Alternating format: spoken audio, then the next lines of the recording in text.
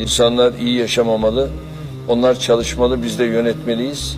İmamoğlu platformu herkese açmaya karar verdi. Buna izin veremeyiz, parmaklıklar ardında çürüyecek. Erdoğan'ın gizli ses kaydı ortaya çıktı. Ve bu sözler milyonları şok etti. Kayıtta Erdoğan'ın ağzından şu cümleler duyuluyor. İnsan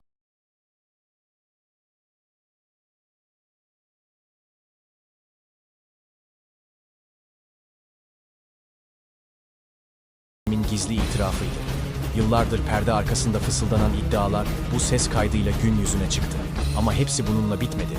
Erdoğan'ın İmamoğlu'nun halka açmak istediği platform hakkında da şok edici sözleri kayıtta yer aldı. Buna izin vermeyin. O parmaklıklar ardından çıkmayacak. Bu ifadeler toplumda bir öfke dalgası yarattı. Kimileri bunun gerçek olduğunu söyledi.